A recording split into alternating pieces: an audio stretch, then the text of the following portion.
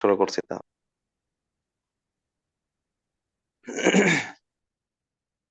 বিসমিল্লাহির রহমানির রহিম আলহামদুলিল্লাহি রাব্বিল আলামিন والصلاة والسلام الأتمان الأكملان المبعوث رحمة للعالمين نبينا ورسولنا وحبيبنا محمد بن عبد الله الأمين وعلى آله وأصحابه ومن تبعهم بإحسان إلى يوم الدين أما بعد قال الله سبحانه وتعالى في كلامه المجيد أعوذ بالله من الشيطان الرجيم خذ من أموالهم صدقة تطهرهم وتزكيهم بها وصل عليهم فإن صلاتك سكن لهم وقال تعالى في موضع آخر وأقيموا الصلاة وآتوا الزكاة وقال نبينا الكريم صلى الله عليه وسلم بني الإسلام على خمس شهادة أن لا إله إلا الله وأن محمدا رسول الله وإقام الصلاة وإيتاء الزكاة وحج البيت وصوم رمضان أو كما قال عليه الصلاة والسلام আলহামদুলিল্লাহ। শুরুতে আমরা আবারও প্রশংসা জ্ঞাপন করছি আল্লাহ সুবহানাহু ওয়া তাআলার জন্য, যার বিশেষ অনুগ্রহে অপার দয়ায় আবারও নতুন সপ্তাহের নতুন দিনে এক প্রকার অনির্ধারিত দিনে আল্লাহ সুবহানাহু ওয়া তাআলা আমাদেরকে কোরআন ও সহিহ হাদিস থেকে দারসুল ফিকহে আলোচনা করার জন্য 18তম পর্বে সংযুক্ত সম্পৃক্ত হওয়ার তৌফিক দিয়েছেন। যে আল্লাহ সুবহানাহু ওয়া তাআলা তার দ্বীনের প্রতি ভালোবাসা প্রদর্শনার্থে, তার বিধান পালনের জন্য, তারই সন্তুষ্টি লাভের উদ্দেশ্যে আজকের এই দারসুল ফিকহে উপস্থিত হওয়ার তৌফিক দিয়েছেন, তারই প্রশংসা করি আলহামদুলিল্লাহ। সালাত ও সালাম বর্ষিত হোক আমাদের প্রিয় নবী, সর্বশেষ নবী ও রাসূল, সর্বকালের সর্বযুগের সর্বশ্রেষ্ঠ মহামানব মুহাম্মদ রাসূলুল্লাহ সাল্লাল্লাহু আলাইহি ওয়াসাল্লামের উপর,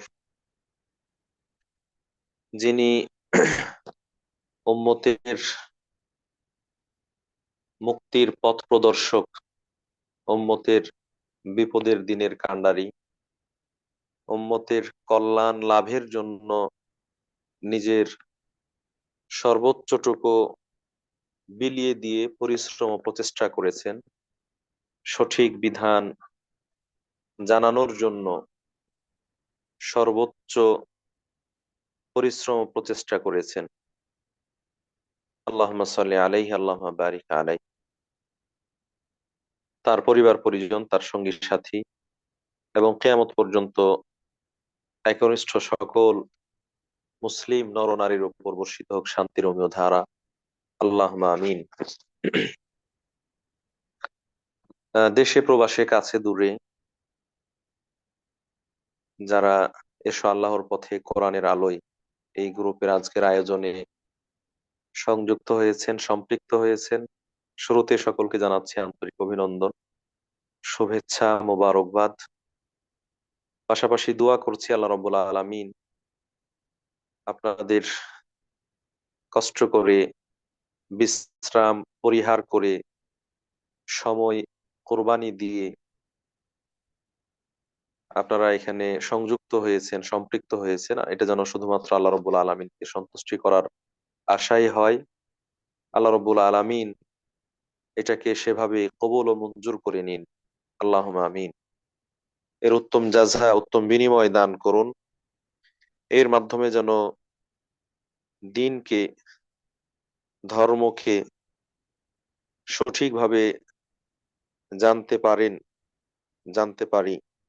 আল্লাহ রাব্বুল আলামিন সে তৌফিক দান করুন, পাশাপাশি সে অনুযায়ী আমল করে আল্লাহ রাব্বুল আলামিনের পক্ষ থেকে দেওয়া পুরস্কার পেয়ে ধন্য হতে পারি, আল্লাহুম্মা আমিন। যারা আজকের এই সুন্দর আয়োজন করার জন্য সার্বিকভাবে প্রচেষ্টা করেছেন,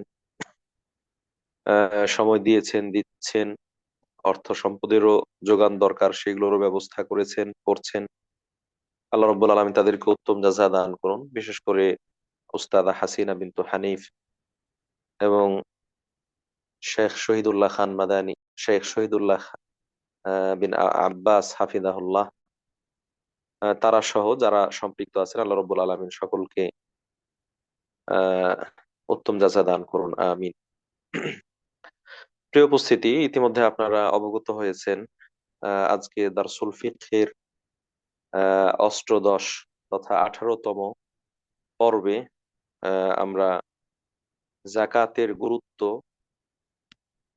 জাকাত আদায়ের ফজিলত, আদায় না করার পরিণতি এবং এগুলোর সাথে সংশ্লিষ্ট কিছু বিষয় আলোচনা করব ইনশা আল্লাহ। ওমা তৌফিক ইল্লা বিল্লাহ।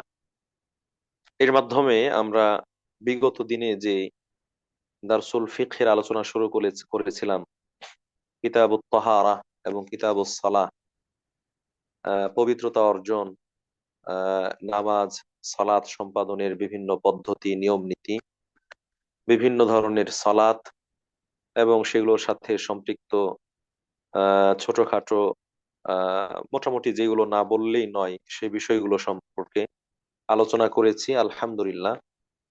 আশা করি এর মাধ্যমে যারা নিয়মিত শুনেছেন, সরাসরি সম্পৃক্ত হয়ে অথবা রেকর্ড শোনার মাধ্যমে, তারা নিজের জীবনে চলতি পথে সালাত সংক্রান্ত গুরুত্বপূর্ণ যে বিষয়গুলো, যেগুলো না হলেই নয়, সেগুলো সম্পর্কে জ্ঞান অর্জন করতে পেরেছেন। আপনাদের অনেক জিজ্ঞাসার উত্তর সেখানে পেয়ে গিয়েছেন।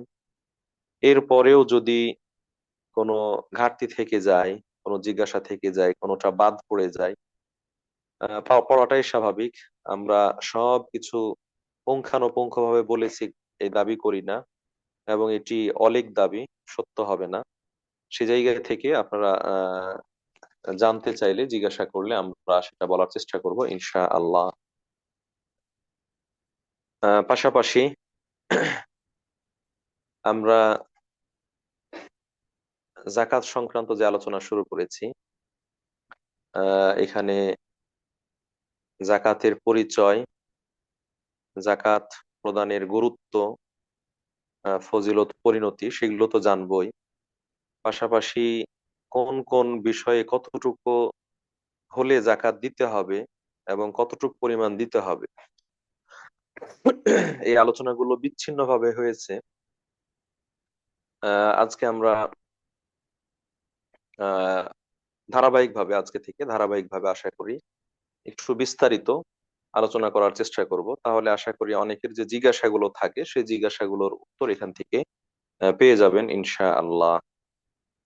সম্মানিত উপস্থিতি, শুরুতে আমরা জাকাতের পরিচিতি সম্পর্কে সংক্ষিপ্ত কথা বলতে চাই। যদিও এটা আমাদের কাছে অনেক পরিচিত বিষয়, তারপরে এটি ইসলামের একটি পারিভাষিক শব্দ। জাকাত এটা আরবি শব্দ, যেটা জাকা মূল শব্দমূল থেকে এসেছে, যার অর্থ হচ্ছে আজিয়াদাতু ওয়ান নামা, বৃদ্ধি পাওয়া। আজিয়াদাতু ওয়ান নামা, বৃদ্ধি পাওয়া, বেশি হওয়া। কখনো কখনো এটা পবিত্রতা এ অর্থেও ব্যবহার হয়, পবিত্র হওয়া, পবিত্র করা, এ অর্থেও ব্যবহার হয়ে থাকে। এবং পবিত্র কোরআনে জাকাত শব্দটি উল্লেখপূর্বক একাধিক আয়াত রয়েছে, যে আয়াতগুলোর মধ্যে আল্লাহ রাব্বুল আলামিন জাকাতের আলোচনা করেছে। এটা নির্দিষ্ট সম্পদের মধ্যে, নির্দিষ্ট সময়ে, নির্দিষ্ট শ্রেণী পেশার মানুষের জন্য যে আর্থিক অধিকার রয়েছে, সেটাকে ইসলামী শরীয়তের পরিভাষায় জাকাত বলা হয়। হাক্কুন ওয়াজিবুন ফি মালিন মাখসুসিন লিতাইফাতিন মাখসুসা বিশুরুতিন মাখসুসা।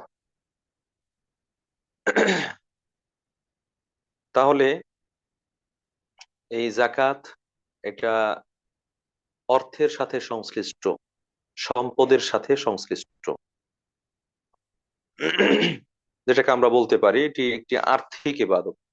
এটি একটি আর্থিক ইবাদত এবং এই জাকাত আহ দেওয়া না দেওয়া এর জন্য কিছু শর্ত রয়েছে, কন্ডিশন রয়েছে। যদি সেই কন্ডিশন বা শর্তগুলো পূর্ণ হয় তাহলেই কারো ওপর জাকাত ওয়াজিব হবে। আবার সেই শর্ত পূরণ সাপেক্ষে এটি আদায় করলে তার জাকাত আদায় হয়েছে বলে ধরে নেওয়া হবে, অন্যথায় এটি জাকাত হিসেবে গণ্য হবে না। জাকাত শব্দটাকে আরবিতে সাদাকাও বলা হয়। সাদাকা, যেটা আমরা অনেকেই সাদকা নামে জানি, সাদকা নামে বলি। এবং খুব ব্যাপক ব্যবহার হচ্ছে সাদকা শব্দটা আমরা সাধারণ দানের ক্ষেত্রে ব্যবহার করে থাকি। সাধারণ দান, কেউ সাদকা করা, দান করা, এক্ষেত্রে বলে থাকি সাদাকা। কিন্তু আরবি শব্দ সাদাকা, এটা জাকাত অর্থেই ব্যবহার হয়েছে পবিত্র কোরআনে। এবং এটি ফরজ, নফল উভয় ধরনের দানকে অন্তর্ভুক্ত করে। একটা হচ্ছে ফরজ আর একটা হচ্ছে নফল, দুটোকে অন্তর্ভুক্ত করে। যেমনটা আল্লাহ তাআলা সূরা তাওবার মধ্যে স্পষ্টভাবে বলেছেন, খুদ মিন আমওয়ালিহিম সাদাকা, আপনি তাদের কাছ থেকে সাদাকা গ্রহণ করুন। তো সাদাকা দ্বারা উদ্দেশ্য হচ্ছে জাকাত নেওয়া। আবার আল্লাহ রাসূল সাল্লাল্লাহু আলাইহি ওয়াসাল্লাম হাদিসের মধ্যে বলেছেন, এটি বিখ্যাত হাদিস, সহিহ বুখারী মুসলিম এসেছে, فإنهم أطاعوك لذلك فأعلمهم أن الله افترض عليهم صدقة تؤخذ من أغنيائهم فترد في فقرائهم। নিশ্চয় আল্লাহ তাআলা তাদের উপর সাদাকা ফরজ করেছেন, মুমিন মুসলিমদের উপর সাদাকা ফরজ করেছেন, যেটা ধনীদের কাছ থেকে নেওয়া হবে এবং গরিবদের কাছে বন্টন করা হবে। তো এই জায়গাতে এখানে ফরজ জাকাত বা ফরজ দান, সেটাকে সাদাকা হিসেবে উল্লেখ করা হয়েছে। এখানে আমরা সংক্ষিপ্ত আকারে পরিচয় তুলে ধরার চেষ্টা করলাম যে মানুষের মধ্যে এই নাম সংক্রান্ত বা পরিচয় সংক্রান্ত কিছু বিভ্রান্তি থেকে যায়, অজানা থেকে যায়, যার কারণে মানুষ বিভ্রান্তিতে পড়েন। তাহলে জাকাত এটা আহ ফরজ জাকাত বা দান, সেটার অর্থে ব্যবহার হয়। অনুরূপভাবে সাদাকা এটাও ফরজ বা নফল উভয় ক্ষেত্রে ব্যবহার হয়ে থাকে। সাধারণত আমাদের ভারতীয় উপমহাদেশে জাকাত শব্দটা ফরজ দানের ক্ষেত্রে, ফরজ যেই জাকাত সেটার ক্ষেত্রে ব্যবহার হয়। আর সাদাকাটা সাধারণ দানের ক্ষেত্রে, নফল দানের ক্ষেত্রে ব্যবহার হয়ে থাকে। সম্মানিত উপস্থিতি, উভয় অবস্থায় আহ জাকাত বা সাদাকা উভয় ক্ষেত্রেই এটি ইসলামের অত্যন্ত গুরুত্বপূর্ণ একটি বিধান। শুধু গুরুত্বপূর্ণ বললে আহ যেন একটু কমই বলা হবে, বরং এটি হচ্ছে ইসলামের মৌলিক যে পাঁচটি ভিত্তি রয়েছে, যার উপর ইসলাম প্রতিষ্ঠিত, তার তৃতীয় বৃহত্তম মৌলিক ভিত্তি হচ্ছে এই জাকাত। এবং এই পাঁচটি মৌলিক ভিত্তির মধ্যে প্রথমটা যদি আমরা ধরি, যে ঈমান, যেটা শাহাদাতু আল্লাহ ইলাহা ইল্লাল্লাহ ওয়া আন্না মুহাম্মাদান রাসূলুল্লাহ, আল্লাহ এক, অদ্বিতীয়, আল্লাহ ছাড়া সত্য কোনো মাবুদ নেই সাক্ষ্য দেওয়া, মুহাম্মদ সাল্লাল্লাহু আলাইহি ওয়াসাল্লাম আল্লাহর বান্দা এবং রাসূল এ সাক্ষ্য দেওয়া। ঈমান নিয়ে আসার পরে ব্যক্তির উপর সবথেকে গুরুত্বপূর্ণ ইবাদত হচ্ছে সালাত, যেটা হচ্ছে শারীরিক ইবাদত, দৈহিক ইবাদত। এরপরে হচ্ছে জাকাত, যেটা হচ্ছে আর্থিক ইবাদত, যেটা হচ্ছে আর্থিক ইবাদত। এই দিক থেকে জাকাতকে অনেকেই মুসলিম ব্যক্তির জীবনে ইবাদতের অর্ধেক হিসেবে উল্লেখ করেছে, যে শারীরিক ইবাদত এটা হচ্ছে অর্ধেক, আর আর্থিক ইবাদত এটা যেন বাকি অর্ধেক। এই দিক থেকেও কিন্তু জাকাত এটা গুরুত্বের দাবি রাখে। প্রিয় উপস্থিতি, জাকাত এটা ইসলামী শরীয়তের অন্যতম গুরুত্বপূর্ণ একটি ফরজ ইবাদত, যেটি আল্লাহ রাব্বুল আলামিন পবিত্র কোরআনের আয়াত নাজিল করার মাধ্যমে ফরজ করেছেন। যেমনটা সূরা বাকারায় 43 নং আয়াতে আল্লাহ রাব্বুল আলামিন বলছেন, ওয়া আকিমুস সালাহ ওয়া আতুজ যাকাহ, ওয়া আকিমুস সালাহ ওয়া আতুজ যাকাহ, আর তোমরা সালাত প্রতিষ্ঠা করো এবং জাকাত প্রদান করো। যেভাবে নামাজ পড়ার কথা বলেছেন, ঠিক একই ভাবে জাকাত দেওয়ার কথা বলেছেন। আপনারা অনেকেই হয়তো শুনে থাকবেন যে আল্লাহ রাব্বুল আলামিন পবিত্র কোরআনে 80 বারেরও বেশি, 80 স্থানেরও বেশি, মোর দ্যান 80, বিভিন্ন জায়গায় আল্লাহ রাব্বুল আলামিন সালাতের কথা বলেছেন, নামাজের কথা বলেছেন। আর যেখানে যেখানে নামাজের কথা বলেছেন প্রায় সেই জায়গাগুলোতে নামাজের সাথে সাথে জাকাতের কথাও বলেছে। তো এই দিক থেকেও নামাজ যেরকম দৈহিক শারীরিক ইবাদত হিসেবে গুরুত্বপূর্ণ, আর্থিক ইবাদত হিসেবে জাকাতও সমধিক গুরুত্বপূর্ণ। তাহলে এই আয়াতের মাধ্যমে আল্লাহ রাব্বুল আলামিন যাকাত ফরজ করেছেন। অনুরূপভাবে সূরা তাওবার ১০৩ নং আয়াতে বলছেন যে খুদ মিন আমওয়ালিহিম সাদাকাহ, হে নবী আপনি তাদের সম্পদ থেকে সাদাকা গ্রহণ করুন, যাকাত গ্রহণ করুন, নিন, তাদের সম্পদ থেকে যাকাত নিন। তুতাহিরুহুম ওয়া তুযাক্কিহিম বিহা, যে সম্পদ যে যাকাত প্রদানটা তাদের সম্পদকে পবিত্র করবে এবং এই সম্পদকে বৃদ্ধি করবে, এই সম্পদকে বৃদ্ধি করবে। তাহলে আয়াতের মাধ্যমে আল্লাহ রাব্বুল আলামিন যাকাতকে ফরজ করেছেন। অনুরূপভাবে একটু আগে যে হাদিসটি আমরা বললাম যে বুনিয়াল ইসলাম আলা খামসিন, ইসলাম ৫টি মূল ভিত্তির উপর প্রতিষ্ঠিত, এর মধ্যে একটা হচ্ছে ওয়া ইতা ইজ যাকাত, যাকাত প্রদান করা। এবং সে বিখ্যাত হাদিস যেটি বুখারী মুসলিম সহ প্রসিদ্ধ হাদিসের কিতাবগুলোতে এসেছে, আব্দুল ইবনে আব্বাস রাদিয়াল্লাহু তাআলা আনহুমা তিনি বর্ণনা করেছেন, যখন আল্লাহ রাসূল সাল্লাল্লাহু আলাইহি সাল্লাম মুআদ বিন জাবাল রাদিয়াল্লাহু তাআলা আনহুকে ইয়ামানে গভর্নর করে পাঠিয়েছিলেন, ইয়ামানের দায়িত্বশীল হিসেবে পাঠিয়েছিলেন, তখন তাকে স্পেশাল ভাবে কিছু নির্দেশনা দিয়েছিলেন। হ্যাঁ? গুরুত্বপূর্ণ কিছু ফরমান দিয়েছেন, বিধান দিয়েছেন। তার মধ্যে ছিল যে ওয়া আলিমহুম আন্নাল্লাহা ইফতারাদা আলাইহিম সাদাকাহ, তাদেরকে দাওয়াত দেওয়ার পরে তারা যদি ঈমান নিয়ে আসে তাদেরকে সালাত পড়তে বলবে। যদি সালাত পড়ে তাহলে তাদেরকে যাকাত দেওয়ার কথা বলবে। যে আল্লাহ তাআলা কি করেছেন? এই যাকাত তাদের উপর ফরজ করে দিয়েছেন। যেটা তুখাযু মিন আগনিয়াইহিম ফাতুরাদ্দু ফি ফুকারাইহিম, তাদের ধনীদের কাছ থেকে নিয়ে গরিবদের কাছে সেটা বন্টন করা হবে, বিতরণ করা হবে। তো এখানে স্পষ্টভাবে ফরজ করা হয়েছে, এই কথাটা উল্লেখ করা হয়েছে। প্রিয় উপস্থিতি, অতএব যাকাত এটি ইসলামী শরীয়তের একেবারে অকাট্য বিধানের মাধ্যমে প্রমাণিত, অকাট্য দলিলের মাধ্যমে প্রমাণিত একটি ফরজ ইবাদত, একটি রুকন, একটি আবশ্যকীয় মূল স্তম্ভ। যাকাত ফরজ হয়েছে রাসূল সাল্লাল্লাহু আলাইহি ওয়াসাল্লামের হিজরতের আগেই, মানে ইসলামের প্রাথমিক পর্যায়ে হিজরতের আগেই যাকাত ফরজ হয়েছে।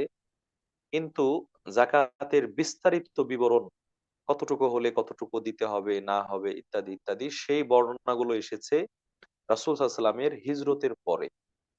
যেহেতু হিজরতের আগে ইসলামী সাম্রাজ্য ছিল না, ইসলামী সমাজ ব্যবস্থা ছিল না, মুসলিমদের আধিপত্য ছিল না, সেই জায়গা থেকে সেই সময় পর্যন্ত এই যাকাত সবিস্তারে বিস্তারিতভাবে আলোচনায় আসেনি। পরবর্তীতে যখন ইসলামী সমাজ প্রতিষ্ঠিত হয়েছে, মুসলিম সাম্রাজ্য প্রতিষ্ঠিত হয়েছে এবং সেই ইসলামী সাম্রাজ্য সুষ্ঠুভাবে পরিচালনা করার জন্য বিভিন্ন দিক থেকে আর্থিক লেনদেন, অনুদান ইত্যাদি সেগুলো দেওয়ার প্রয়োজন অনুভব করা হয়েছে। তখন এই ইসলামিক বিধানগুলো সবিস্তারে এসেছে। বিশেষ করে যেটা আমরা বলছি যে যাকাতের বিধান, এটা হিজরতের পরে দ্বিতীয় হিজরির পর থেকে বিস্তারিত আলোচনায় এসেছে। তাহলে এটা ইসলামী শরীয়তের অপরিহার্য গুরুত্বপূর্ণ একটি বিষয়, যেটি প্রাথমিক পর্যায়ে নাজিল হয়েছে এবং বিস্তারিত বিবরণ পরবর্তীতে পর্যায়ক্রমে এসেছে।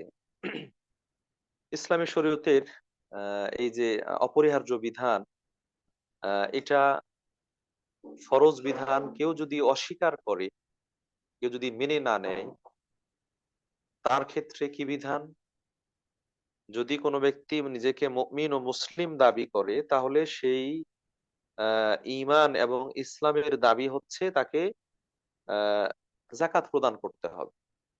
কিন্তু যদি ঈমান ইসলামের দাবি করে অথচ এই যাকাতকে অস্বীকার করে, যাকাত না দেয়, আহ তাহলে এখানে তার দুটো অবস্থা, যাকাত না দেওয়ার দুটো অবস্থা। একটা হচ্ছে যাকাতের ফরজ বিধানটাকে অস্বীকার করেই সেই যাকাত না দেওয়া।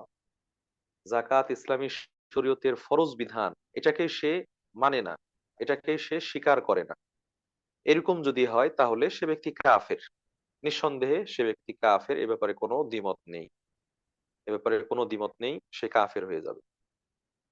আর যদি সে জাকাত দেওয়া এটা ইসলামী একটি আবশ্যকীয় বিধান, ফরজ বিধান, এটাকে স্বীকার করে, এটাকে মানে বিশ্বাস করে, কিন্তু সে জাকাত দিচ্ছে না, কৃপণতা করে, কৃপণতা করে সে জাকাত দিচ্ছে না, গড়িমসি করে সে জাকাত দিচ্ছে না, অবহেলা করে জাকাত দিচ্ছে না, এরকম যদি হয়, এরকম ক্ষেত্রে তার তার কাছ থেকে ইসলামী সরকার থাকলে জোরপূর্বক বল প্রয়োগ করে জাকাত আদায় করবে। তার সম্পদের যে পরিমাণ জাকাত বের হবে, সেই পরিমাণ জাকাত আহ তার কাছ থেকে মুসলিম সরকার জোরপূর্বক, বলপূর্বক, বল প্রয়োগ পূর্বক সেটা গ্রহণ করবে। সে কাফের হবে না, সে কাফের হবে না, কিন্তু তার কাছ থেকে জোর করে জাকাত আদায় করে নেওয়া হবে। এখানে আমরা সেই বিষয়টি একটু ইঙ্গিত করতে চাই যে ইসলামী শরীয়ত ব্যক্তির মালিকানা দিয়ে, ব্যক্তি সম্পদের মালিক, সে সম্পদকে তার স্বাধীন মতো বৈধ তার সীমারেখার মধ্যে খরচ করতে পারে, সঞ্চয় করতে পারে, একজন আরেকজনকে দিতে পারে, সেগুলোর মধ্যে স্বাধীনতা রয়েছে, ইসলামের হস্তক্ষেপ নেই। কিন্তু এই জায়গায় সে সম্পদের মালিক হওয়া সত্ত্বেও যখন জাকাত দিচ্ছে না, মুসলিম সরকার তার কাছ থেকে জোর করে জাকাত আদায় করতে পারবে, জাকাত নিতে পারবে, এই অধিকার ইসলাম তাকে দিয়েছে।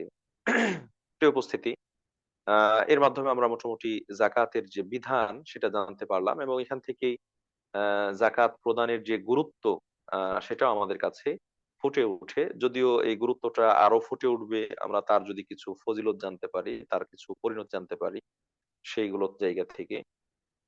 জাকাত প্রদান করা এটা একদিকে যেমন ইবাদত, অন্যদিকে এই জাকাতের মাধ্যমে সমাজে একটা ভারসাম্য তৈরি হয়, একটা স্থিতিশীলতা আসে, ব্যালেন্স তৈরি হয়। আল্লাহ রব্বুল আলামিন ধনীদেরকে সম্পদ দিয়েছেন, ধনীদেরকে সম্পদ দিয়েছেন পরীক্ষা করার জন্য, যে তারা এই সম্পদের সুষ্ঠু ব্যবহার করছে কি করে না। আল্লাহ রব্বুল আলামিন তাদেরকে তো এই সম্পদ দিয়েছেন, এই সম্পদ দেওয়ার মাধ্যমে তাদের প্রতি অনুগ্রহ করেছেন, তাদের প্রতি নিয়ামত দান করেছেন। তারা এই নিয়ামত পেয়ে খুশি কিনা, তারা এই নিয়ামত পেয়ে আল্লাহর কৃতজ্ঞতা আদায় করছে কিনা, যথোপযুক্ত খাতে ব্যয় করছে কিনা, এটা আল্লাহ তাআলার পক্ষ থেকে পরীক্ষা। সম্মানিত উপস্থিতি, এজন্য আল্লাহ রাব্বুল আলামিন আহ কোরআনে বিভিন্ন জায়গায় বলেছেন, যাকে চান তিনি অঢেল রিজিক দেন, অগণিত, অসংখ্য, একেবারে মেপে মেপে নয়, আহ ওজনবিহীন নিয়ামত আল্লাহ রাব্বুল আলামিন দান করেন। আবার যাকে চান মেপে মেপে দেন, একেবারে হিসেব করে। দিন মজুর একদিন কাজ করলে সে দিন শেষে হয়তো 500, 700, 1000 ডেইলি বেসিসে যেই বেতন পায়, যেই পারিশ্রমিক পায় সেটা পাবে। একেবারে মাস মাস ভিত্তিক সে সারা মাস যে পরিশ্রম করবে তার পারিশ্রমিক নির্ধারিত, এই মাস শেষে সে স্যালারি পাবে 10,000, 20,000, 50,000, 1 লাখ, এরকম। তো এইরকম আল্লাহ রবুল আলমিন কাউকে কাউকে মেপে মেপে দেন, আর কাউকে দিয়েছেন অঢেল, দিন গেলেই কত টাকা আসবে সেই কল্পনা করতে পারে না, আসতেই আছে, আসতেই আছে। আল্লাহু আকবার। তো এটা আল্লাহ রব্বুল আলমিনের পক্ষ থেকে বিশেষ দান। এই জন্যই আল্লাহ রব্বুল আলমিন বারবার বলেছেন, ওয়ানফিকু মিম্মা রাযাকনাকুম, তোমরা খরচ করো, ব্যয় করো ওই সম্পদ থেকে যেটা আমি তোমাদেরকে রিজিক হিসেবে দিয়েছি, যা আমি তোমাদেরকে দিয়েছি, দান করেছি, সেখান থেকে। আজকে বাস্তবতা হচ্ছে, এবং এটা চরম সত্য কথা, অনেক মানুষ দাবি করে যে এই সম্পদ এটা কি এমনি এমনি চলে এসেছে, এটা কি আকাশ থেকে আমার কাছে টাকার বস্তা নাজিল হয়েছে, স্বর্ণের হাঁড়ি বা কলস পেয়েছি, পাতিল পেয়েছি, এটা তো আমি আমার মেধা দিয়ে, আমার বুদ্ধি দিয়ে আমি অর্জন করেছি, আমার জ্ঞান বুদ্ধি মেধা খাটিয়ে আমি এটাকে অর্জন করেছি, এরকম দাবি করে। অনেকে মনে করেন যে এই সম্পদ আমি আমার গায়ের ঘাম ঝরিয়ে, রক্ত পানি করে আমি এটাকে অর্জন করেছি, মাথার ঘাম পায়ে ফেলে অর্জন করেছি। আল্লাহু আকবার। যাদের আল্লাহ রাব্বুল আলামিন কমন সেন্স দিয়েছেন, হিতাহিত জ্ঞান দিয়েছেন, তারা যদি একটু সুস্থ মস্তিষ্ক নিয়ে চিন্তা করেন, তাহলে বুঝতে পারবেন যে এটা না মেধার কারণে আল্লাহ দিয়েছেন, না শরীরের শক্তির কারণে দিয়েছেন। যদি এমনটাই হতো যে মেধা থাকলেই মানুষ সম্পদ পেয়ে যাবে, তাহলে বাস্তবতা ছিল আজকে যারা বুদ্ধিজীবী, যারা প্রফেসর, যারা অধ্যাপক, যারা শিক্ষাবিদ, যারা শিক্ষক, এরাই তো সব থেকে শিক্ষিত মানুষ, এরাই তো সব থেকে মেধার অধিকারী। তারা সব থেকে বেশি সম্পদশালী হওয়ার কথা ছিল, তারা সব থেকে ধনী মানুষ হওয়ার কথা ছিল। কিন্তু দেখা যাবে যে যারা শিক্ষক মানুষ, যারা শিক্ষার সাথে জড়িত রয়েছে, এদের মধ্যেই দারিদ্রতা অথবা অসচ্ছলতা অথবা তুলনামূলক ধনাঢ্যতার পরিমাণ কম, ধনী হওয়ার পরিমাণ কম।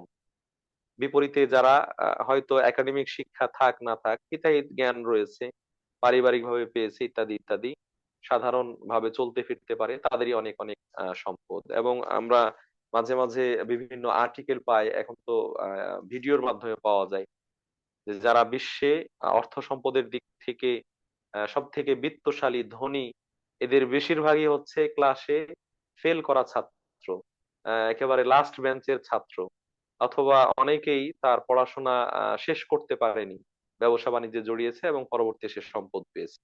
তাহলে বাস্তবতা কি দাঁড়ালো, যে শুধু জ্ঞান বিবেক বুদ্ধি থাকলেই, মেধা থাকলেই ব্যক্তি সম্পদশালী হবে এমনটা নয়। অপরপক্ষে যদি আমরা দেখি, যে অনেকে মনে করেন যে গায়ে শক্তি আছে, মাথার ঘাম পায়ে ফেলে শক্তি ব্যয় করে শ্রম দিয়ে সে পয়সা উপার্জন করে, এটাও বাস্তবসম্মত নয়। কেননা যদি এমনটাই হতো, গায়ে শক্তি থাকলে শ্রম দিতে পারলেই সম্পদ পাবে, তাহলে সব থেকে সম্পদশালী হওয়ার কথা ছিল যারা রিক্সাওয়ালা, যারা ভ্যানওয়ালা, যারা ঠেলা গাড়ি চালায়, যারা দিনমজুর শ্রমিক, ইট ভাটায় কাজ করে, মাটি কেটে আহ পেরেতে করে টুকরিতে করে নিয়ে এক জায়গা থেকে আরেক জায়গায় ফেলে আসে, মাটি কাটে, এরকম এরা সব থেকে সম্পদশালী হওয়ার কথা ছিল। অথবা কৃষক, যারা সারাদিন রোদে পুড়ে বৃষ্টিতে ভিজে অথবা গরমের মধ্যে মাথার ঘাম পায়ে ফেলে আহ পরিশ্রম করেন, তারা সব থেকে বেশি সম্পদের মালিক হওয়ার কথা ছিল। কেননা তারা দিনভর কঠোর পরিশ্রম করছেন, তারপরও তাদের রোজগার সীমিত, তারা ব্যাপক সম্পদের মালিক নয়। সম্মানিত উপস্থিতি, তাহলে এর মাধ্যমে আমরা দেখতে পাচ্ছি যে শারীরিক শ্রম এবং মানুষের মেধা বুদ্ধি এটাই সম্পদ অর্জনের মূল মানদণ্ড নয়, বরং আল্লাহ রাব্বুল আলামিন যাকে দেন, যার প্রতি অনুগ্রহ করেন, সেই সম্পদ পায়, যাকে দেন না সে পায় না। এই সম্পদ পাওয়া না পাওয়া দুটোই হচ্ছে পরীক্ষার। আল্লাহ রাব্বুল আলামিন কাউকে দিয়ে পরীক্ষা করছেন, কাউকে না দিয়ে পরীক্ষা করছেন। কাউকে দিয়ে পরীক্ষা করছেন যে সে সেটা বৈধভাবে উপার্জন করছে কিনা, বৈধভাবে তার হক আদায় করছে কিনা, যারা এখানে প্রাপ্য তাদেরকে দিচ্ছে কিনা। আর যারা বঞ্চিত, তাদেরকে আল্লাহ রাব্বুল আলামিন না দেওয়ার মাধ্যমে পরীক্ষা করছেন, তারা আল্লাহর ফয়সালায় সন্তুষ্ট কিনা, তারা নাই এই পাওয়ার জন্য অবৈধ কোনো পথ অবলম্বন করছে কিনা, তারা ধৈর্য ধরছে কিনা, ইত্যাদি ইত্যাদি, সেভাবে আল্লাহ রাব্বুল আলামিন তাদেরকে পরীক্ষা করছেন। তো উভয় অবস্থায় আমরা আল্লাহর পরীক্ষার সম্মুখীন। সম্মানিত উপস্থিতি, অতএব আল্লাহ রাব্বুল আলামিন যাদেরকে সম্পদ দিয়েছেন, ধনী বানিয়েছেন, বিত্তশালী বানিয়েছেন, তাদের কৃতজ্ঞতা আদায় করা দরকার, তাদের শুকরিয়া আদায় করা দরকার, যে আরেকজন অভাবী মানুষের মতো তাকে অন্যের কাছে হাত পাততে হচ্ছে না, অন্যের দ্বারস্থ হতে হচ্ছে না, অন্যের মুখাপেক্ষী হতে হচ্ছে না। সে জায়গা থেকে সে আল্লাহর কৃতজ্ঞতা আদায় করবে। পাশাপাশি সে কৃতজ্ঞতা আদায় করবে সম্পদের মধ্যে যে অধিকার রয়েছে, যে হক রয়েছে, সেই হক গুলো, অধিকার গুলো যথাযথভাবে আদায় করার মাধ্যমে। এই সকল অধিকারের মধ্যে একটা অধিকার হচ্ছে জাকাত দেওয়া। জাকাত দেওয়া, যেটা আল্লাহ রাব্বুল আলামিন ফরজ করে দিয়েছেন। এবং এর বাইরে যারা অভাবী, তুলনামূলক অসচ্ছল, নিরুপায়, তাদের মাঝে সাধারণভাবে দান খায়রাত করা, তাদের পাশে দাঁড়ানো, সহানুভূতি প্রদর্শন করা, এর মাধ্যমে তাকাফুল আল ইজতিমাই, সমাজের মধ্যে অন্যের পাশে দাঁড়ানো, অন্যের দায়িত্ব নেওয়া, এটা তৈরি হয়। পারস্পরিক সৌহার্দ্য সম্প্রীতি সেইগুলো তৈরি হয়, একজন আরেকজনের হিংসা সেইগুলো থেকে অথবা বিদ্বেষ সেইগুলো থেকে রক্ষা পাওয়া যায়। প্রিয় উপস্থিতি, যদি কোনো ব্যক্তি জাকাত দেন, দান করেন, তাহলে তার যে সওয়াব, তার যে ফজিলত, সেগুলো অনেক অনেক, সেগুলো অনেক অনেক। আমরা যে দান করার ফজিলতের কথা জানি, এগুলো স্পেসিফিক ভাবে বলা হয়নি যেটা ফরজ দানের ক্ষেত্রে সওয়াব আর নফল দানের ক্ষেত্রে সওয়াব, বরং ফরজ নফল উভয়টার ক্ষেত্রেই এই সওয়াব গুলো প্রযোজ্য। পার্থক্য এতটুকু যে ফরজটা দিতেই হবে, আর ফরজটা আল্লাহর কাছে অধিক প্রিয়, নফলটা এটা দিতেই হবে এরকম নয়, তবে যদি দেওয়া হয় তাহলে তার সওয়াব গুলো অনেক অনেক বেশি। সেই জায়গা থেকে দান করার যে বিষয়টা, এই বিষয়ে যে আয়াতগুলো রয়েছে, হাদিসগুলো রয়েছে, সেগুলো খুবই গুরুত্বপূর্ণ। যারা চর্চা করেন, যারা অধ্যয়ন করেন, তারা যদি একটু খেয়াল করেন তাহলে দেখতে পাবেন সূরা বাকারার শুরুর দিকে আল্লাহ রাব্বুল আলামিন মুত্তাকিদের বৈশিষ্ট্য তুলে ধরেছেন। বিসমিল্লাহির রহমানির রহিম, আলিফ লাম মিম, যালিকাল কিতাবু লা রাইবা ফি, হুদাল লিল মুত্তাকিন। এই কিতাব তাদের জন্য পথ প্রদর্শক, যারা মুত্তাকি। মুত্তাকি কারা? যারা আল্লাহর প্রতি ঈমান নিয়ে এসেছে, যারা সালাত প্রতিষ্ঠা করে, যারা তাদেরকে যা দেওয়া হয়েছে তা থেকে দান করে ইত্যাদি। তো এখানে দান করার কথা নিয়ে আসা হয়েছে, যে দান করা এটা মুত্তাকিদের বৈশিষ্ট্য। আর কোরআনের মধ্যে মুত্তাকিদের জন্য যে পুরস্কারের কথা বলা হয়েছে, অন্য কোনো ক্ষেত্রে এই পরিমাণ পুরস্কারের কথা বলা হয়নি।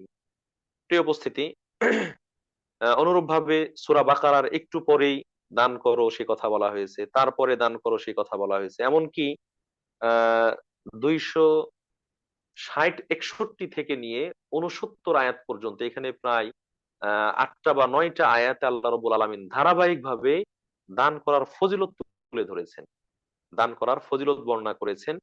যার শুরুতে বলছেন, ইন্নামা মাসালুল লাযীনা ইউনফিকুনা আমওয়ালাহুম ফি সাবিলিল্লাহ কামাসালি হাববাতিন আনবাতাস সাবআ সানাবিল ফি কুল্লি সুমবুলাতিন মিয়াতু হাব্বাহ ওয়াল্লাহু ইউযাইফু লিমান ইয়াশা ওয়াল্লাহু ওয়াসিউন আলীম।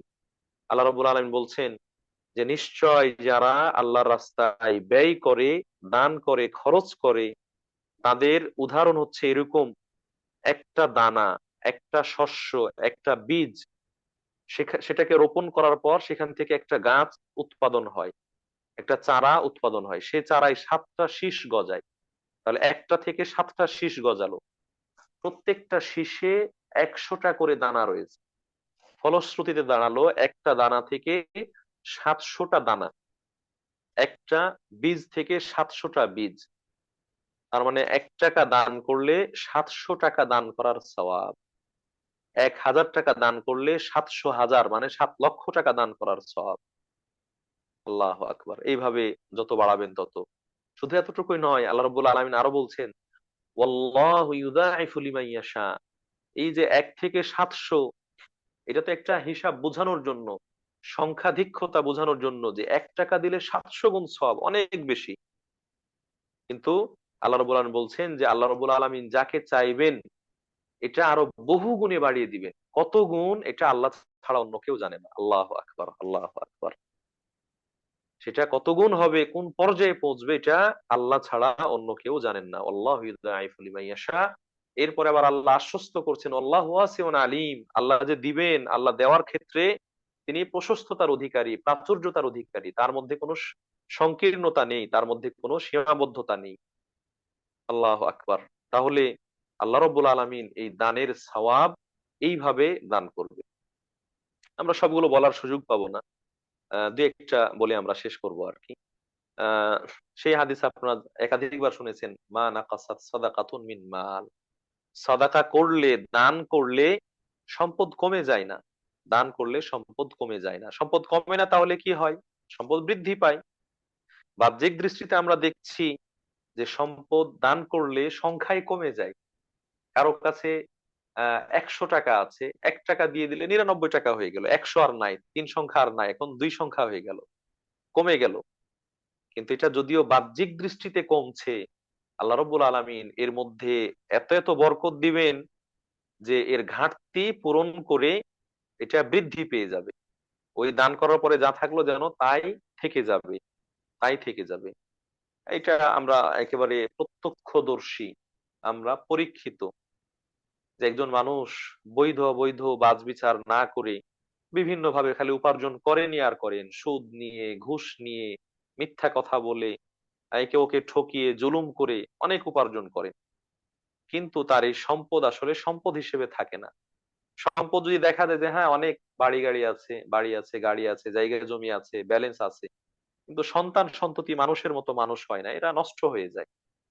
এই নেশা করে, নারী কেলেঙ্কারিতে পড়ে, মামলা মোকদ্দমায়, এটা ওটা করে, দুর্ঘটনায়, অকাল মৃত্যু, অনেকে বলে যেগুলো অকাল মৃত্যু আর কি, অর্থাৎ সেরকম বয়সে না পৌঁছে মারা যায়, এইভাবে পরিবারটা যেন বিলীন হয়ে যায়। তাহলে তার সম্পদ তার যেন অস্তিত্বকে নষ্ট করে ফেললো, অস্তিত্ব সংকটের মধ্যে পড়ে গেল। আবার আরেকজন মানুষ বৈধভাবে উপার্জন করেন, অল্প সংখ্যক উপার্জন, খুব বেশি না, দিন পার করতে খুব কঠিন হয়ে যায়, কিন্তু তিনি হালাল হারামের ক্ষেত্রে একেবারে খুব কঠোর, এক্ষেত্রে কোনো ছাড় দেন না, হারাম উপার্জন করেন না। আল্লাহ রব্বুল আলামিন তার সে অল্প উপার্জনের মধ্যে অনেক বরকত দেন। মাত্র 5,000 10,000 টাকার মধ্যে একেবারে পুরো মাস পার হয়ে যায়, এর মধ্যে পেট পুরে খেতেও পান, গায়ের পোশাক আশাকও পরতে পারেন, আত্মীয়তার সম্পর্ক রক্ষা করার জন্য আহ ন্যূনতম যা করা দরকার সেগুলোও করেন। এইভাবে তার চলে যাচ্ছে, কিন্তু দেখা যাচ্ছে যে তার পরিবারের মধ্যে একেবারে দেশ বিখ্যাত হাফেজ তৈরি হয়েছে, কারি তৈরি হয়েছে, আলেম তৈরি হয়েছে, অথবা মানুষের কল্যাণকর কাজে নিবেদিত প্রাণ সন্তান তৈরি হয়েছে, আদর্শবান সন্তান তৈরি হয়েছে। সুবহানাল্লাহ, সুবহানাল্লাহ। তো এইভাবেই সম্পদের বরকত অনুভব করা যায়, এভাবেই সম্পদের বরকত লাভ করা যায়।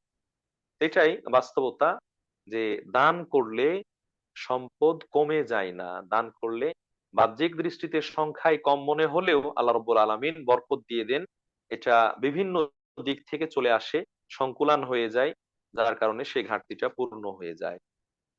যারা দান করেন তাদের ফজিলত বর্ণনা করতে গিয়ে আল্লাহ রাসূল সাল্লাল্লাহু আলাইহি সাল্লাম বলছেন, বান্দা যখন খালেস ভাবে, খালেস ভাবে তার বৈধ উপার্জন থেকে আল্লাহর কাছে কোনো কিছু দান করে, আল্লাহর কাছে দান করে, আর এটা একেবারে বিধিবদ্ধ কথা যে আল্লাহ রাব্বুল আলামিন বৈধ উপার্জন ছাড়া অবৈধ উপার্জন নিবেন না। হারাম কোনো উপার্জন দান করা হলে আল্লাহ সেটা গ্রহণ করবেন না, কবুল করবেন না। তো বৈধ যদি কোনো ব্যক্তি কোনো উপার্জন করে সেখান থেকে একনিষ্ঠ ভাবে দান করে, আল্লাহর সন্তুষ্টি লাভের জন্য দান করে, আল্লাহ রাব্বুল আলামিন সেটা ডান হাতে গ্রহণ করেন।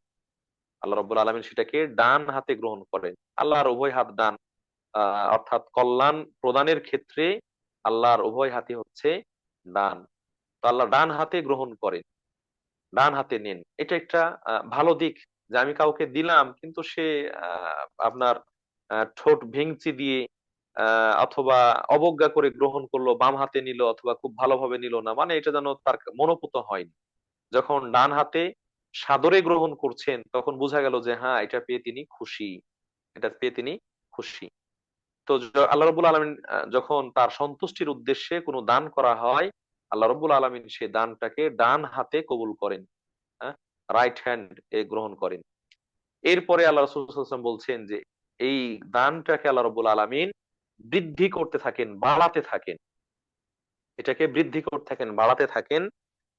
যেইভাবে তোমাদের কেউ তার গরুর বাছুর বা উটের বাচ্চাকে বৃদ্ধি করতে থাকে, তাকে যেমন বিশেষ যত্নে বড় করতে থাকে, লালন পালন করতে থাকে, আল্লাহ রাব্বুল আলামিন বান্দার সেই দানটাকে, সেই সাদাকাটাকে, যাকাতটাকে এইভাবে পরিচর্যা করতে থাকেন, বাড়াতে থাকেন। সুবহানাল্লাহ। হাদিসের ভাষায় এখানে ফালু শব্দ ব্যবহার করা হয়েছে, ফালু ওয়াহু আও ফাসিলাহু। ফালু, ফালুউন অথবা ফাসিলুন বলা হয় এমন বাছুর বা বাচ্চা যেটা মায়ের দুধ পান করা ছেড়ে দিয়েছে। সাধারণত যতদিন পর্যন্ত মায়ের দুধ পান করে তখন তো একটা বিশেষ যত্ন আছে, স্পেশাল কেয়ার আছে, সে দুধ পান করছে, কিন্তু যখন দুধ ছেড়ে দেয় তখন তো সে ঘাস পানি ইত্যাদি সেগুলো সংগ্রহ করতে তার কষ্ট হয়, যথাযথ পারে না। এই জন্য গরু ছাগলের মালিক তার জন্য বিশেষ যত্ন নেয়। আল্লাহ রাসূল সাল্লাল্লাহু আলাইহি ওয়াসাল্লাম হাদিসের শব্দটা এইভাবে বলছেন যে আল্লাহ রাব্বুল আলামিন ব্যক্তির এই দানটাকে, সাদাকাটাকে ডান হাতে গ্রহণ করে বিশেষ যত্নে বৃদ্ধি করতে থাকেন। সুবহানাল্লাহ, সুবহানাল্লাহ। এমনকি কিয়ামতের দিন দেখা যাবে তার এই সম্পদ বিশাল বিশাল পাহাড়ে রূপান্তরিত হয়েছে। বড় বড় পাহাড় সম পরিমাণ, পর্বত সম পরিমাণ সওয়াব হিসেবে এটাকে পরিগণিত করা হবে। প্রিয় উপস্থিতি, অতএব এই দান করা, সাদাকা করা, এটা অত্যন্ত গুরুত্বপূর্ণ একটা আমল, গুরুত্বপূর্ণ একটা ইবাদত। আমরা এর আগে আপনাদেরকে বলেছি, হয়তো অনেকে মনে রাখতে পারেন, যে দান করা এটা আল্লাহ রাব্বুল আলামিন কোরআনের মধ্যে একাধিক জায়গায় বলেছে। এবং আমরাও সেদিন সম্ভবত মৃত্যুর প্রস্তুতি হিসেবে আলোচনা করতে গিয়ে বলেছি যে মৃত্যুর প্রস্তুতি হিসেবে দানটাকে বেছে নেওয়া দরকার। স্বয়ং আল্লাহ তাআলা যেখানেই মৃত্যুর কথা বলেছেন, তার আগে প্রস্তুতি নিতে গিয়ে দান করার কথা বলছেন। যেমন সূরা বাকারা 154 নং আয়াতে বলছেন, ইয়া আইয়ুহাল্লাযীনা আমানু আনফিকু মিম্মা রাযাকনাকুম মিন ক্বাবলি আন ইয়াতিয়া ইয়াউমুন লা বাইউন ফীহি ওয়ালা খুল্লাতুন ওয়ালা শাফাআহ। হে ঈমানদারগণ, তোমরা তোমাদের সম্পদ ব্যয় করো সেই দিন চলে আসার আগেই, যেদিন কোনো কেনা বেচা থাকবে না, যেদিন কোনো বন্ধুর বন্ধুত্ব উপকারে আসবে না, যেদিন কোনো শুভাকাঙ্ক্ষীর সুপারিশ উপকারে আসবে না, সেই দিন আসার আগে, মানে মৃত্যুর আগে দান করো। তো এখানে আল্লাহ রাব্বুল আলামিন মৃত্যুর আগে দান করার কথা বলেছে। সূরা মুনাফিকুনের শেষ দিকে আল্লাহ রাব্বুল আলামিন বলছেন, ওয়ানফিকু মিম্মা রাযাকনাকুম মিন ক্বাবলি আন ইয়াতিয়া আহাদাকুমুল মাউত। তোমরা তোমাদেরকে যে সম্পদ দিয়েছি সেখান থেকে ব্যয় করো তোমাদের মৃত্যু আসার আগেই। তো এইভাবে দেখেন আল্লাহ রাব্বুল আলামিন একাধিক জায়গায় এই মৃত্যুর সাথে সম্পৃক্ত করে দান করার কথা বলছেন, যে মরার আগেই দান করে তোমরা সেখান থেকে উপকৃত হও। কেননা মানুষ যখন বেঁচে থাকে তখন সম্পদের মালিকানা তার হাতে থাকে। মানুষ যখন বেঁচে থাকে, জীবদ্দশায় থাকে, তখন সম্পদের মালিকানা তার হাতে থাকে। কিন্তু মানুষ যখন মরে যায়, দম বের হওয়ার সাথে সাথে, মৃত্যু নিশ্চিত হওয়ার সাথে সাথে এই মালিকানা ট্রান্সফার হয়ে যায়, মালিকানা পরিবর্তন হয়ে যায়, দুনিয়ার নিয়ম অনুযায়ীও আবার পরকালের নিয়ম অনুযায়ীও। দুনিয়ার নিয়ম অনুযায়ী যারা জিন্দা মানুষ, জীবিত মানুষ, তাদের মালিকানা রয়েছে, কিন্তু মারা গেলে তার আর মালিকানা নেই। এটা কেউই বলবে না যে ওই মৃত ব্যক্তির সম্পদ, এটা তখন বলবে যে হ্যাঁ তার ওয়ারিসদের সম্পদ, তার উত্তরাধিকারীদের সম্পদ। ইসলামী শরীয়তের বিধান অনুযায়ীও যখন মালের মালিক মারা গেল, তার মৃত্যু নিশ্চিত, তখন এই মালের মালিক আর সে নয়, এখন এই সম্পদের মালিক হচ্ছে তার যারা উত্তরাধিকারী রয়েছে তারা। এমনকি যদি কেউ কঠিন অসুস্থ হয়, দুরারোগ্য ব্যাধিতে আক্রান্ত হয়, যে অসুখ বিসুখে সাধারণত মৃত্যুবরণ করে, এরকম অবস্থায়ও ইসলামী শরীয়ত রিস্ট্রিকশন দিয়েছে, বিধিনিষেধ দিয়েছে যে সে মন চাইলেই যা রয়েছে সব এই অবস্থায় দান করে দিবে, সেটাও করতে পারবে না, যেন তার মালিকানা সংকুচিত হয়ে যায়। সম্মানিত উপস্থিতি, অতএব জীবিত থাকা অবস্থায় এই সাদাকা, এই দান, এই জাকাত, এগুলো দিয়ে দেওয়া দরকার। মরার পরে যেহেতু মালিকানাই থাকে না, দান করা তো দূরের কথা, সেটা সম্ভব হবে না। আমরা স্পেশাল ভাবে জাকাতের ব্যাপারে বলবো যে জাকাত এটা সম্পদের মধ্যে ফরজ। যারা বিত্তশালী, যারা ধনাঢ্য, তাদের জন্য এই জাকাত প্রদান করা ফরজ। আর যেহেতু ফরজ, সেই হিসেবে সেটা দিতেই হবে। না দিলে একদিকে আপনি আল্লাহর কাছে বিচারের মুখোমুখি হবেন, একটু পরে আমরা উল্লেখ করছি। পাশাপাশি এই জাকাত না দিলে সম্পদটা যেন অপবিত্র থেকে যাবে, আপনার সম্পদটা অপবিত্র থেকে যাবে, এটা পবিত্রই হবে না। যেমনটা আমরা বললাম সূরা তাওবায় 103 নম্বর আয়াত, আল্লাহ কি বলেছেন, খুদ মিন আমওয়ালিহিম সাদাকাতান তুতাহিরুহুম ওয়া তুযাক্কিহিম বিহা। হে নবী, আপনি তাদের কাছ থেকে জাকাত নিন, কেননা জাকাত নেওয়ার মাধ্যমে, তারা জাকাত দেওয়ার মাধ্যমে তাদের সম্পদটা পবিত্র হবে। তাহলে জাকাত যেন যদি না দেওয়া হয়, তাহলে সম্পদই অপবিত্র থেকে যাচ্ছে, এটা পবিত্রই হচ্ছে না। সম্মানিত উপস্থিতি, অতএব নিজের সম্পদ পবিত্র করার জন্য হলেও এই জাকাত দেওয়া দরকার। আল্লাহ রাব্বুল আলামিন আমাদেরকে তৌফিক দান করুন, আমিন। যদি কোনো ব্যক্তি ফরজ হয়ে যাওয়ার পরেও জাকাত না দেয়, জাকাত প্রদান না করে, কৃপণতা করে, অলসতা করে, অবহেলা করে, উদাসীনতা দেখায়, জাকাত দেওয়া থেকে বিরত থাকে, আল্লাহ রাব্বুল আলামিন তাদের জন্য কঠিন কঠিন শাস্তির কথা বলেছে। এক জায়গায় নয়, একাধিক জায়গায় বলেছেন। সূরা তাওবার 43-44 নং আয়াত, 34 নং আয়াত, আল্লাহ রাব্বুল আলামিন এখানে বলছেন, আল্লাযীনা ইয়াকনিজুনা ওয়াল্লাযীনা ইয়াকনিজুনা আয-যাহাবা ওয়াল ফিদ্দা ওয়া লা ইউনফিকুনাহা ফি সাবিলিল্লাহ, যারা স্বর্ণ রৌপ্য এগুলোকে কানজ বানিয়ে রাখে, পঞ্জীভূত করে রাখে, সঞ্চয় করে রাখে, আল্লাহ রাস্তায় খরচ করে না, ব্যয় করে না। আরবিতে কানজ বলা হয়, আরবিতে কানজ বলা হয় প্রত্যেক ওই সম্পদ যেটা, যার জাকাত আদায় করা হয়, জাকাত না দেওয়া সম্পদই হচ্ছে কানজ। যে সম্পদের উপর জাকাত ফরজ, জাকাত দেওয়া হয়নি, সেটাকে আরবিতে কানজ বলা হয়। যদিও কানজের শাব্দিক অর্থ হচ্ছে আপনার গচ্ছিত সম্পদ, ধনভাণ্ডার, ধনভাণ্ডার, গুদামজাত সম্পদ, এরকম সম্পদকে কানজ বলা হয়।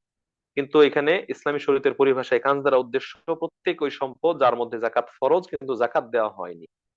আল্লাহ রাব্বুল আলামিন বলছেন যে যারা সম্পদকে পঞ্জীভূত করে রাখে, সঞ্চয় করে রাখে, সে সম্পদের জাকাত দেয় না, ফাবাশশিরহুম বিআযাবিন আলীম, তাদেরকে কঠিন শাস্তির, বেদনাদায়ক শাস্তির সুসংবাদ দিন। শাস্তির কি সুসংবাদ হয়? এখানে যেন উপহাস করা হয়েছে, এখানে যেন অবজ্ঞা করা হয়েছে। জাকাত না দেওয়া এটা যেন তিরস্কার, তিরস্কৃত হওয়ার, উপহাসের পাত্র হওয়ার মতো বিষয়। এই জন্য আল্লাহ রাব্বুল বলছেন ফাবাশশিরহুম বিআযাবিন আলীম, কঠিন শাস্তি। কেমন শাস্তি? ইয়াউমা ইউহমা আলাইহা ফি নারি জাহান্নাম, যেদিন এই সম্পদটাকে জাহান্নামের আগুনে গরম করা হবে, উত্তপ্ত করা হবে। ফাতুকওয়া বিহা জিবাহুহুম ওয়া জুনুবুহুম ওয়া যুহুরুহুম, অতঃপর সেই সম্পদ জাহান্নামের আগুনে গরম করার পর এই সম্পদ দিয়েই তাকে ছ্যাঁকা দেওয়া হবে, তাকে সেক দেওয়া হবে। হ্যাঁ, এই ছ্যাঁকা তার কপালে, তার পার্শ্বদেশে, তার পিঠে। এরপরে বলবে এই সম্পদ ফাযুকুল আযাবা বিমা কুনতুম তাকনিজুন, এই শাস্তি কেন? সম্পদকে যেহেতু জমা করে রেখেছিল, জাকাত দেয়নি, জাকাত না দেওয়ার কারণে এই শাস্তি সে ভোগ করতে থাকবে। নাউজুবিল্লাহ মিন যালিক, আল্লাহ আমাদেরকে হেফাজত করুন, আমিন। একটা কঠিন বিষয় আমরা কিতাবুজ যাকাত যখন পড়াই সহিহ বুখারী বা মুসলিমের মধ্যে, সেখানে দেখতে পাই যার যে ধরনের সম্পদ, যেই সম্পদ থেকে সে জাকাত দেয়নি, ওই সম্পদ দিয়ে তাকে ওইভাবে শাস্তি দেওয়া হবে। আল্লাহুল মুস্তাআন। কেউ টাকা পয়সার মালিক, টাকা পয়সার মূল হচ্ছে আপনার স্বর্ণ রৌপ্য, এগুলো যেহেতু একটা কেমিক্যাল বা এটা একটা পদার্থ, আহ এক ধরনের পদার্থ, জিনিস, এগুলোকে আগুনে উত্তপ্ত করা হয়, উত্তপ্ত করা যায়, পোড়ানো যায়, গলানো যায়, এবং এর মাধ্যমে ব্যক্তির শরীরের মধ্যে শাস্তি দেওয়া সম্ভব। এই জন্য টাকা পয়সা, নগদ, স্বর্ণ রৌপ্য, এই ধরনের যে সকল জিনিস রয়েছে, এইগুলোর শাস্তি আল্লাহ তাআলা এইভাবে বলেছেন, তাদেরকে এইগুলো গরম করে সেটা দিয়ে সেক দেওয়া হবে। হাদিসের মধ্যে এসেছে এগুলোকে লোহার পাত হিসেবে, ইস্পাত বা স্টিল হিসেবে তৈরি করা হবে। এরপরে সেটাকে আগুনে গরম করা হবে, সেই গরম লোহা দিয়ে তার ডান পাশে, বাম পাশে, কপালে, পিঠে ছেকা দেওয়া হবে। আবার যারা গরুর মালিক বা ছাগলের মালিক অথবা উটের মালিক, চতুষ্পদ প্রাণীর মালিক, এই সম্পদগুলোর জাকাত দেয়নি, কেয়ামতের দিন তার এই দুনিয়ার গরুকে, দুনিয়ার উটকে, ছাগলকে অনেক বড় বড় রূপ দেওয়া হবে, আকার দেওয়া হবে। খুর, পায়ের খুর অনেক ধারালো হবে, শিং অনেক ধারালো হবে। আর ওই ব্যক্তির দেহটাকে বিশাল আকৃতি দেওয়া হবে, ব্যক্তির দেহটাকে বিশাল আকৃতি দেওয়া হবে, যেন তার দেহটা মাঠের মতো প্রশস্ত। এই উটগুলো, গরুগুলো, ছাগলগুলো যেগুলোর জাকাত দেয়নি, সেই উট, গরু, ছাগল তার ওপর দিয়ে চলাচল করবে, তাকে মাড়াবে, তাকে পাড়াবে, দুই পা দিয়ে তাকে পালাতে থাকবে, মারাতে থাকবে, শিং দিয়ে গুতাতে থাকবে। এইভাবে তাকে শাস্তি দেওয়া হবে, তার শাস্তি নিশ্চিত করা হবে। সম্মানিত উপস্থিতি, এই ছাড়াও আরো অন্যান্য হাদিসে এসেছে যে এই সম্পদকে বিষাক্ত সাপে রূপান্তরিত করা হবে, এবং সেই সাপ, সেই সর্প তার গলায় ঝুলিয়ে দেওয়া হবে। সেই সাপ তাকে দংশন করতে থাকবে এবং বলতে থাকবে যে আমি তোমার সেই সম্পদ, যে সম্পদ তুমি দুনিয়ায় গুছিয়ে রেখেছিলে, জমা করে রেখেছিলে, যেখান থেকে তুমি জাকাত আদায় করনি, আজকে সেই সম্পদের শাস্তি ভোগ করো। বলে আয়াজু বিল্লাহ, আল্লাহ তাআলা আমাদেরকে হেফাজত করুন। আমার কাছে এই শাস্তিগুলো, পাপের অপরাধগুলো পড়তে গিয়ে ব্যতিক্রম ধর্মী মনে হয়েছে জাকাত না দেওয়ার শাস্তিটা। জাকাত না দেওয়ার শাস্তিটা, যেটা হাদিসের মধ্যে স্পষ্টভাবে উল্লেখ করেছে। আমরা সাধারণত জানি বা শুনেছি, শুনে থাকবো এরকম, এবং এটা আমাদের বিশ্বাস, বেশিরভাগ ক্ষেত্রে, বেশিরভাগ ক্ষেত্রেই অপরাধের শাস্তি হিসাব নিকাশ হওয়ার পরে হবে। হিসাব নিকাশ হওয়ার পরে হবে। হিসাব নিকাশে সে যদি অপরাধী প্রমাণিত হয় তাহলে সে জাহান্নামী হবে। আর যদি আল্লাহ মাফ করে দেন তাহলে সে জান্নাতি হবে, জান্নাতের সুখ স্বাচ্ছন্দ্য ভোগ করবে। আর জাহান্নামী হলে জাহান্নামের যে সকল শাস্তি কষ্ট রয়েছে সেগুলো সে আহ সেই পরিণতি মধ্যে থাকবে। কিন্তু জাকাত না দেওয়ার ক্ষেত্রে আল্লাহ রাসূল সাল্লাল্লাহু আলাইহি ওয়াসাল্লাম হাদিসে যেটা বলছেন, যে যারা জাকাত দিবে না তারা বিচার হওয়ার আগেই কিয়ামতের মাঠে এই শাস্তির সম্মুখীন হবে। কিয়ামতের মাঠেই এই শাস্তির সম্মুখীন হবে, তারা শাস্তি ভোগ করতে থাকবে। নাউজুবিল্লাহ মিন যালিক। তাহলে জাকাত না দেওয়ার শাস্তিটা কত কঠিন! আল্লাহ রাসূল সাল্লাম হাদিস বর্ণনা করে বলেছেন, এটা সহিহ মুসলিমের হাদিস, 987 নম্বর হাদিস, যেখানে আল্লাহ রাসূল সাল্লাল্লাহু আলাইহি ওয়াসাল্লাম বলছেন যে আন্না মানিআ যাকাতি যাহাবি ওয়াল ফিদ্দা ইউআযাবু বিহা ফি নারি জাহান্নামা সুম্মা ইয়ারা সাবিলাহু ইলাল জান্নাতি আওয়ান নার। যারা স্বর্ণ রৌপ্যের যাকাত দেওয়া থেকে বিরত ছিল তাদেরকে কিয়ামতের মাঠেই জাহান্নামের আগুন দিয়ে শাস্তি দেওয়া হবে। শাস্তি পেতে পেতে তারপরে তার হিসাব নিকাশ হবে। হিসাব নিকাশ হওয়ার পরে হয়তো সে জান্নাতি হবে অথবা জাহান্নামী হবে, সেটা পরের ব্যাপার। সেটা পরের ব্যাপার, কিন্তু কিয়ামতের মাঠেই সে জাহান্নামের আগুনে শাস্তি ভোগ করবে জাকাত না দেওয়ার কারণে। বলে আয়াজু বিল্লাহ, আল্লাহ তাআলা আমাদেরকে হেফাজত করুন। মানে জান্নাতি হলেও যেন জাকাত না দেওয়ার কারণে শাস্তি ভোগ করে তারপরে জান্নাতি যাবে, জান্নাতে যাবে। আল্লাহ তাআলা আমাদেরকে হেফাজত করুন। সম্মানিত উপস্থিতি, অতএব যে জাকাত না দিলে এইরকম শাস্তি রয়েছে, কঠিন অবস্থার সম্মুখীন হতে হবে, সেই জাকাত থেকে কেন আমরা দূরে থাকবো? এই সম্পদ, যে সম্পদ আজকে আপনি কষ্ট করে উপার্জন করছেন, এই সম্পদ আপনার দুর্ভোগের জন্য কারণ হবে। আল্লাহ তাআলা সূরা আলে ইমরানে বলেছেন, ওয়ালা ইয়াহসাবান্নাল্লাযীনা ইয়াবখালুনা বিমা আতাহুমুল্লাহু মিন ফাদলিহি হুয়া খায়রান লাহুম।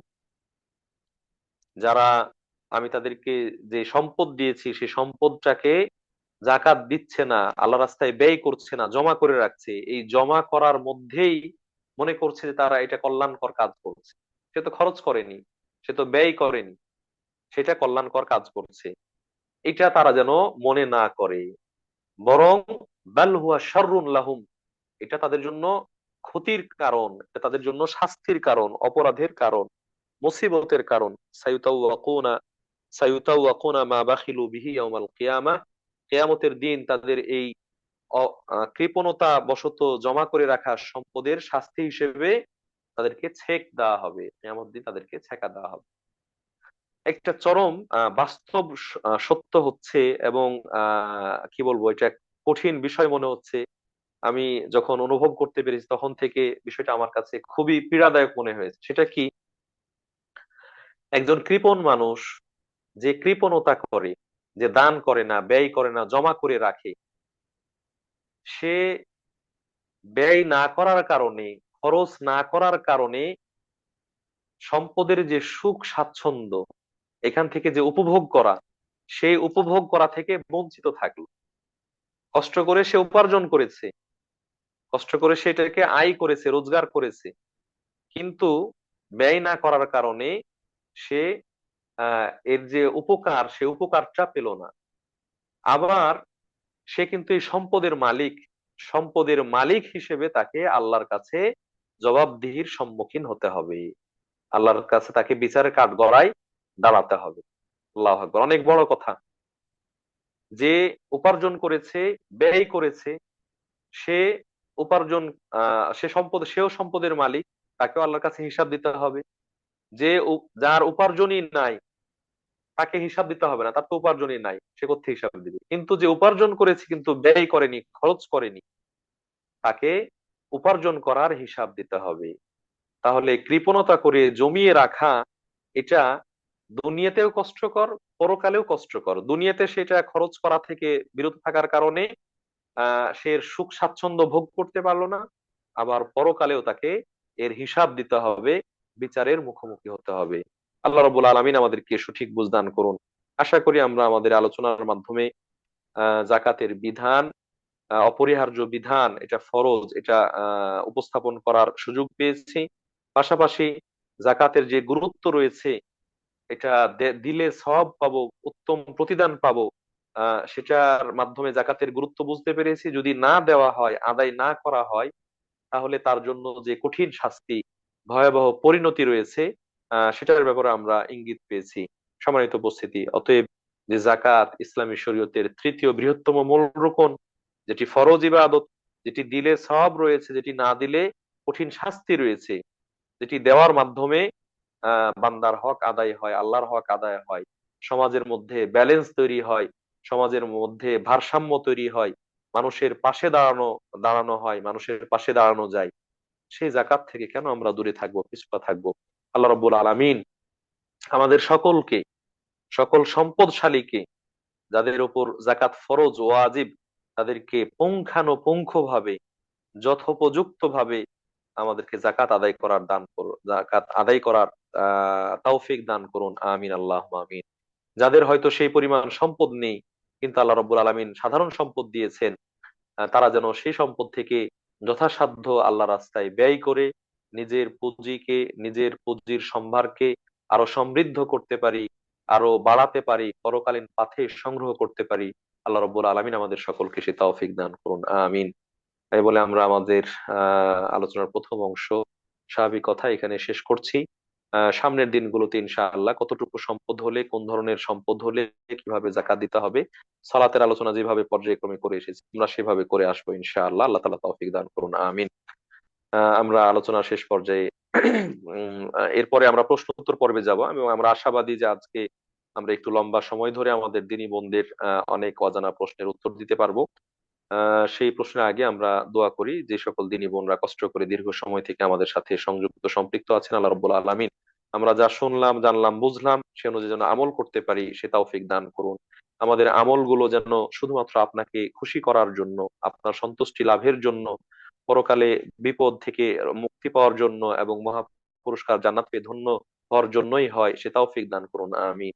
আল্লাহ রাব্বুল আলামিন যারা অসুস্থ আছেন, অনেকে দোয়া চেয়েছেন, নাম উল্লেখ করেছেন, অনেকে করেননি, আপনি সকল অসুস্থদেরকে পরিপূর্ণ সুস্থতা দান করুন, শিফায়ে কামিলা আজিলা দান করুন।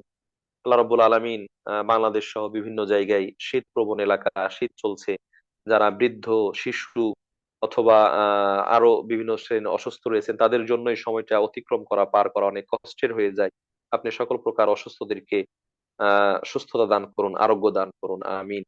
যাদের জন্য হয়তো দুনিয়া থেকে বিদায় নেওয়াটাই কল্যাণকর, দুনিয়াতে কষ্ট করে বেঁচে থাকার তুলনায় দুনিয়া ছেড়ে চলে যাওয়াটাই কল্যাণকর, হয়তো আইসিইউ তে আছেন, অথবা আহ আরো বিপদ সংকুল অবস্থায় আছেন, মৃত্যু শয্যায় পড়ে রয়েছেন, আল্লাহ রাব্বুল আলামিন তাদের যদি দুনিয়া থেকে যাওয়াটাই সহজ হয়, কল্যাণকর হয়, তাহলে আপনি অত্যন্ত সহজ সাধ্য ভাবে ইমানের সাথে সৎ আমলের মধ্য দিয়ে তাদেরকে দুনিয়া থেকে বিদায় হওয়ার ব্যবস্থা করে দিন। আমিন।